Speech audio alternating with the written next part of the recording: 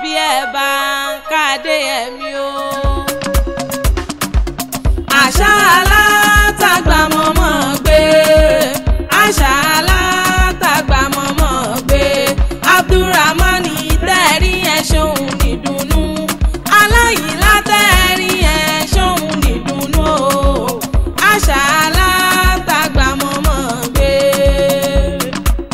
orí ló fún mi lọ́kọ rẹ̀ ẹ̀dá ló fún mi lọ́mọ rẹ̀ kíkú má pa ẹ́ Abdulrahman karùn má ṣe wọ́n ò jàre. kókókókó lòun agogo rò pọ̀nlápọ̀nlá lòun bàtà òṣùpá akéwì mo tún ti dé bí ṣe mi o mo dé wẹ́rẹ́wẹ́rẹ́ bí ìjàlẹ̀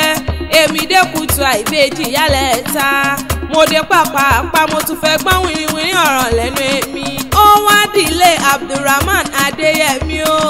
Àyìnlá Dáúdù ṣe ń fẹ́ńlẹ̀ ní àbúrò òde ọkọ Bílíkìs Àdùnní Dáúdù mọ́dá gọ́jọ́gọ́jọ́ àti Abdulrahman Junior Abíọ́dún o àbọ̀lọ́rẹ́ òkú ọdún ó sì kú àṣeyẹ bàbá tọmọ tí sọjọ́ bí lónìí mo wá kí kórí jẹ́ pẹ́ láyé kẹ́ẹ̀dàgbà kẹ́ẹ̀dógó lágbára lọ́wọ́n bá mi Abdulrahman Adéyẹmí o orógbó ló ní ẹ̀gbó obì ló ní ẹbí kú dànù ẹ̀wà ló ní ẹ̀mọ̀ wá kẹsì mọ́ bẹ́ẹ̀ mo bá ọ lóye mo pè ọ́ lórúkọ orúkọ lámìpọ̀ bá ládé èmi bá ọ lóye mo pè ọ́ lórúkọ o orúkọ lápè lọ́ba lọ́ba bàbá rísíkà tọ́lá jùmọ̀ kẹ́ o mọ̀dá gọ́jọ́gọ́jọ́ bàbá Abdulrahman Junior bàbá Bíọ́dún bàbá Àbọ̀lọ́rẹ́ mẹ́bí wọ́n náà ní kí n bàbá bí bàtà bí kẹ́mu ni kò gbéra lẹ̀ kò dìde ó mọ ní fọ́dún èyí sópin lágbára Ọlọ́run bá aya rẹ̀ ló pè mí sórí aago Bílíkìs Àdùnní Dáúdù ó ní Òṣùpá akéwì gbéra lẹ̀ kò dìde mọ̀ bọ̀ wá bá mi kọ́kọ́ mi wá bá ń kárí dùnnú mi wá bá ń kí fi ayé mi wá bá ń kí bàbá àwọn ọmọ mi kó kú ọdún àti Abdulrahman Junior Abíọ́dún o ó ní kó mọ̀ níjà ọgbà lọ́wọ́ àwa ó lẹ́ẹ̀ ti sọdún èyí òwú ni ó ní báyìí dé pa láwọn bàbá tó bí yín lọ́mọ ọmọ wọn ní Dáúdù family olówó gbowó ọmọ tàpá lè pé ṣìtàbẹ sáníṣẹlẹ àwọn yẹyẹ yín ẹ kú ọdún ẹ sì kú àṣeyẹ Aláyìnlá mọ́ gbọ́ o máa gbọ́ bí tí kò kí lè bàbá rẹ̀ ọmọ wọn lè pa kété ló ọgbọ́n o aró mi sálẹ̀ gbẹlẹgbẹ ará dẹ̀dẹ̀ mọ́mọ́ já o ìlú ẹ̀yẹ kìkì àpọ́nlé ẹni bá fẹ́ gbìyànjú ajé ẹ pé kí wọ́n lọ rè mọ́ òkun ẹni bá fẹ́ gbìyànjú ajé o ẹ pé kí wọ́n lọ rè mọ́ ọ̀sà torá mọ̀kún mọ̀sà amòkùnmọ̀sá ló ṣe bókun láti gbọ́n wá o iṣẹ́kíṣẹ́ ń bẹ lálákòrò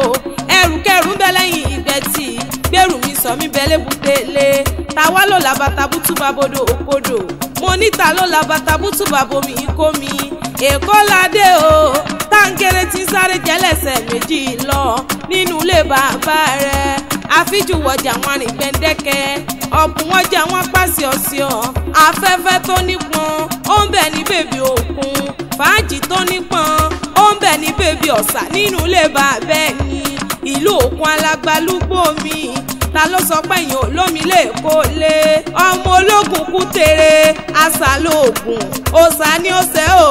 mọ̀ṣẹ́ kú tere